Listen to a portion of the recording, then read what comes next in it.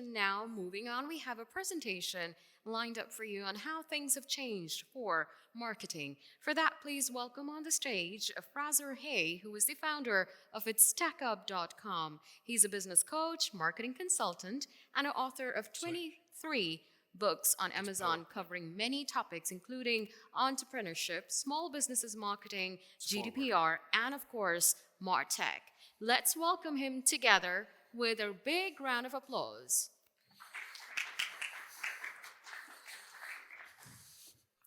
Thank you, everybody. Not only has marketing changed, but we're about to change, every single one of you. I'm about to liven things up a bit. Are you ready? Are you? Oh, yes. Oh, you're in for a shock, I can tell you. Grab a sheet of paper and put 2 lines down the middle of the page. Come on. You're here to help your organization. You're here to help your stakeholders, your shareholders, your investors, your families. Sheet of paper, 2 lines down the middle. And what I want you to do is write these words at the top. On point, on form, on fire. COVID, entire industries have been desecrated. Thousands of businesses have gone under. Millions of lives have been changed. People have been laid off, paid off, made redundant. There's been an exodus of people out into working from home. C-suite officers, have they got the entrepreneurial skills to take the business to the next level? Well, on your first column, on point, write down the numbers 1 to 5. On the second column, write down the numbers 1 to 6. It's your business. It's your department, your teams, not mine. You're here. You might have been asked to come. You might have been told to come. You might have been ordered to come. I want you to leave happy. A warm, ready-bread glow in your heart. And on the third column, write down the numbers 1 to 4. This is your data, not my data. This is going to be your responses to go back to your organizations and get your demands met. You need to make sure that you're focused, that you're on point. You need to make sure that you're on form. Is your team on form? Are they delivering for you? Do they have the skills they say in their CV and their resume? Are you having churn from your staff, your salespeople, because they're not delivering? Have you heard it all before? Are you on fire? Are they on fire? Are they meeting quotas, targets? Are they delivering on time, within budget, beyond expectation? You're all going to be on point, on form, and on fire. So, are you ready? Are you ready now? That's better. Excellent. So, are you on point? This first column, it's really simple. I've got 5 questions to ask you, but good God, I can't believe the state of MarTech. I can't. It's so infuriating, confusing. So many acronyms and buzzwords. I'm a simple Scotsman. I stay 60 miles north of Aberdeen in the Highlands of Scotland. The last time I hurt my neck looking up at buildings was about 15 years ago.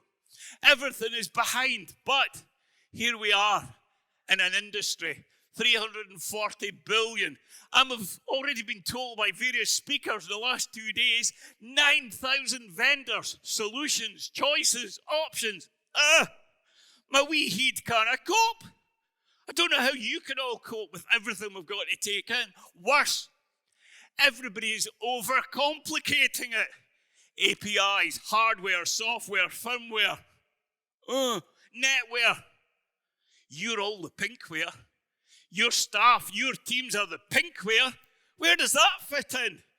Because they're the ones with the technology to try and generate backlinks, traffic, sign-ups, registrations, appointments, sales. But are they giving you what you want? Are you getting for what you ask? You're all brilliant at what you do. It's marketing. But in my book, Martech Simplified, it's the last part of the process. What happens before it? And even if we get to marketing, You've still got to tactically implement, execute, deploy, measure. Who could have done what they should have done but didn't do? Why didn't they do it? Get rid of them. Accountability. You're paying money hand over fist for so many different things. I'm a Scotsman. I hate spending money. You should all be hate spending money as well until you know step 3. Yes, you can get the technology. Yes, you can have a unified stack. Yes, you can make sure that your ad tech, your content, your sales, your commerce, your management are performing. Your team is performing. But before the technology, understand your customer. Who is my customer? Where are they? What are their behaviors, their attitudes? Let me walk in their shoes. What are my problems, my challenges, my issues? What's my family like? What are their households like? Is their work-life balance right? Is it good? What do you really know about your customers at a human level? Not a spreadsheet level, not a dashboard level. What do you know? But most importantly, it starts with your business. I was in a boardroom off Oxford Street in London. They flew me down. I went in and they expected a PowerPoint and a big fancy presentation. I went in. I asked one question to 4 directors. What business are you in? I get 4 different answers. Is that what you get in your weekly marketing meeting? What's happening? And in the book, MarTech Simplified, I simplify MarTech from your business to your customer journey, your MarTech stack. I've been on 11 Zoom calls, and the first 15 minutes, I hadn't a clue what they were talking about. I did not know. I wasn't the one that was embarrassed. It was the other people on the Zoom call that I was looking at that didn't know what they were talking about, all the acronyms and buzzwords. But I'm going to try and keep it simple. And it starts with 5 quick questions. How many hours per week do you spend online? Write down your answer. Come on, this is where we start picking up the pace. How many hours per week do you spend online?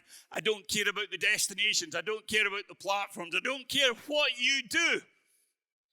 But roughly, quick guess, how many hours do you spend online? Write it down. Number 2, how many hours per week do you spend on the phone? Talking to channel partners, asking why they haven't delivered on the quotas and the targets that they promised you. How often do you spend on the phone speaking to customers, prospects, suppliers? Now, I'm a Scotsman. You'll love this. In the current economic climate, would you like 5 magic words for when you're speaking to your suppliers? You ready? Is that your best price? It's unbelievable how they'll drop another 5% just by asking that question. How often do you speak to people on the phone per week? Write it down. Because I want you to go back to your organizations and ask your team, what are they doing? You're paying them a fortune. They're adding to your stress levels. They're adding to your ill health. They're adding to your non-existent family time. Come on, what are they doing? Writing. How many hours per week do you spend writing? Blogs, articles, sales proposals, slide decks, updating the strategic plan, the corporate plan. How many hours per week do you spend writing? Write it down right now. Think. Number 4, meetings and one-to-ones, online and offline. How often do you meet with your marketing team? How often do you meet with other people? Prospects. Do you prospect one at a time, or do you get them all into StreamYard meeting, BeLive.tv meeting, a Zoom call, Google Meet? Sell to multiple people on one occasion, but make sure you've got a scripted methodology, a sales approach that's uniform with every one of your sales guys, or you're losing opportunity. Question number 5. How many hours per week do you spend networking? How many hours per week do you spend networking? You've come to a brilliant event like this, and you'll probably be networking with people at coffee time. But how many hours are you networking? These 5 activities, I want you to add up your total hours per week that you spend on these just 5 activities. It's your time.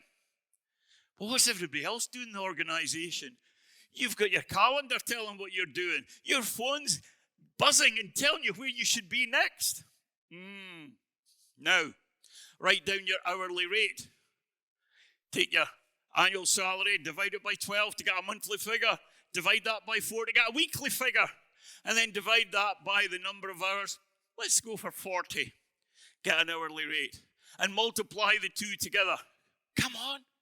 Multiply those 2 answers together. Why? I want you to write down this answer because look at it. Soak it in your DNA. Circle it. That's how much you're investing in your marketing. That's been the cause of your arguments with your loved ones. That's been the butt of the jokes behind your back.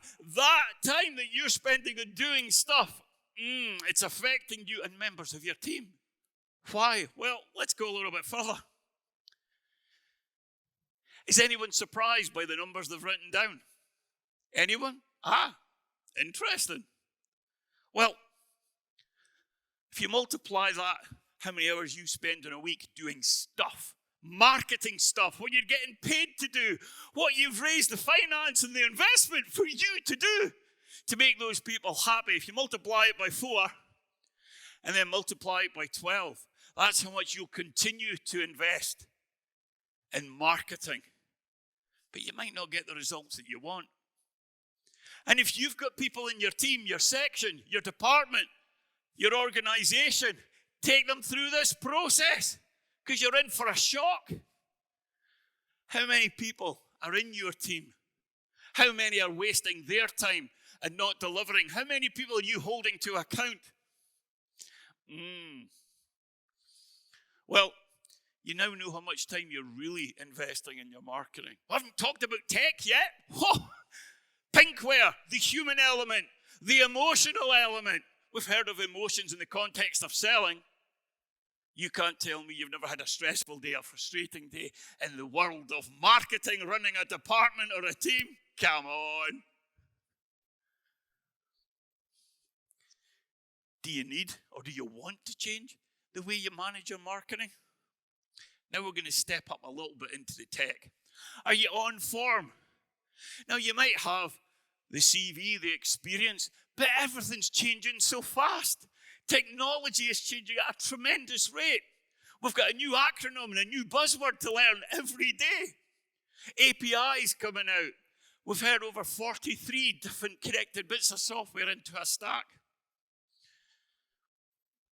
Now, you know your marketing better than me. Think just for a second. What are your top 5 biggest frustrations with your MarTech and your marketing? Is it the technology? Is it a lack of leads, lack of traffic, lack of signups, lack of good quality salespeople? Is it churn? Is it retention? What are the 5? This is your business, not mine. Write it down. Think why you're not generating the results you want. But let's take a closer look. So much complexity.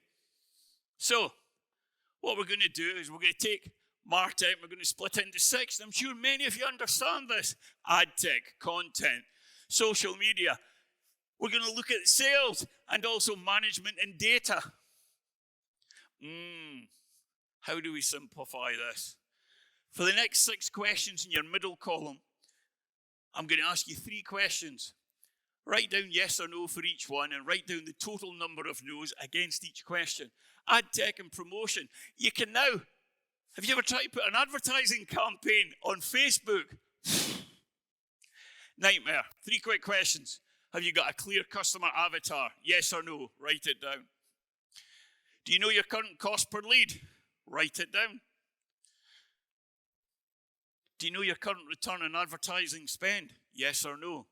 Yes or no to these 3 questions and write down your no response. I was in a boardroom in Dublin and I asked 3 questions. Do you know your current cost per lead? None of them knew. Did you know your current cost per sale? No. Do you know the lifetime value of a customer? blank expression, yet they wanted to be acquired as an exit strategy. Add up your total number of no's and keep a note. Number 2, content and experience. Do you know what percentage of your visitors each month to your website digest visual content, digest audio content? And are you scheduling your content posts? I've only got one eye, and I get injections in this eye, so bear with me. People communicate one of 3 ways: visually, auditory, and kinesthetically. The old NLP. Online, 100% of your visitors to your site digest content because they want to view it, read it, watch it. 33% want to hear it. If you're not creating content for that target audience, you're going to lose them. And if you're not scheduling your content in advance with a content schedule for different types of content to appeal not just to the communication styles, but the information needs. Do they like photographs, images, case studies? Do they want card decks, testimonials, reviews? Do they want white papers, academic prose? Think about it. Number 3, social media. Do you know how many visitors you had to your LinkedIn profile in the last month? Yes or no? Do you know how many shares you've had to your post in the last month? Yes or no? Do you know how many sign-ups you've had to your lead magnets in the last month? Spoke to a chap last week. His first customer transaction at the start of the customer journey was 15 grand. 15,000. I asked him, how many visitors have you had to your LinkedIn profile? I don't really do much on LinkedIn. Interesting. We checked. 50 profile views the day before. Times 5, that's 250 in a month. That's 1,000 sales opportunities he lost because he wasn't following up. 1,000, 5%, 10% at 15 grand. Where do you want it to be? Sign-ups. You want to start the journey. Offer them something for free. Offering them something for value. Sales and commerce. How many steps in your sales process? By way of show of hands up who know how many steps they've got in their sales process. Your sales process. Okay. And are you using an automated system? As part of your nurture sequence, do you know what your headline is? Do you know what emotions you're stirring? Do you know what your call to action is? It's affecting your bottom line. And if you've got a sales team, are they all using the same proven methodology? I had to look at a company's unified messaging. 4 out of 5 salespeople all had a different LinkedIn profile, different message, different header, different call to action. And yet, when they got on a Zoom call, they all did it their way because in their CV they were brilliant. Now, data. Do you have a privacy center? I'm sure you all do. Data we'll have to be careful of. Accessibility. You're losing rankings. You're losing engagement. You need to have an accessibility menu and center because Netflix get fined a phenomenal amount of money because they weren't annotating their videos, a video streaming service. Weight Watchers get fined a 6-figure sum. Domino's Pizza get fined because their ordering system wasn't made appropriate for those with visual impairment. You need to have not just a policy or a document. You need to embrace the user, improve the user experience. And you need to know the 8 rights of an individual. Your consumers, your business visitors to your site are becoming more and more savvy. They're making decisions. They're dictating to you how they want to experience your brand. And when it comes to the management of your brand, hands up if you're ahead of your revenue targets. Now, I appreciate the last 2 years has been a little bit disruptive for the reasons we all know. But in going forwards right now, I want you to think about your future revenue. How much revenue do you want to achieve? You can be as audacious as you want. You can be as pessimistic or as conservative as you want. Or you can remember the number you read in your corporate strategy, in your last board meeting, your last team meeting. What was the number you've got to get? Take away the revenue from the last 12 months from that figure and divide it by 50. That's how much revenue you're not generating at the moment. And if you've got clearly defined KPIs, tasks, people, pinkware, how are you holding your staff accountable? You've paid enough for them. Your recruitment agency made enough from you to get them there. How are you making sure that they're doing what they're doing? They need to take responsibility. They need to become happeners. Make things happen. Not excuses, not blame, not denial. You've had enough of that. Come on, marketing's changed. It's time to pull your finger out. Come on. Add up your totals for column 1, which you've done. Column 2, add up all your no's. And last but not least, I want you to think about, is anyone surprised by the numbers? If you're a C-suite officer, if you're in charge of marketing, mediocrity is not an option. It's not an option. Just getting by. Oh, you know what the market's like, inflation, the economic activity. No, it's your activity. So I'll just finalize this by saying, what are your top 3 priorities for the year ahead? Write them down now. I want you to leave because you're thinking about your business because you've come to an event about marketing and MarTech. We've talked about the technology. We've talked about the pinkware, the people. We've talked about how you're spending your team. You know your time better than anybody else. But are your team delivering for you? Maybe it's time for a change. Maybe it's time for a review. I'd like to say thank you for having me. First time to Saudi. So thank you very much indeed, and I hope you've enjoyed it.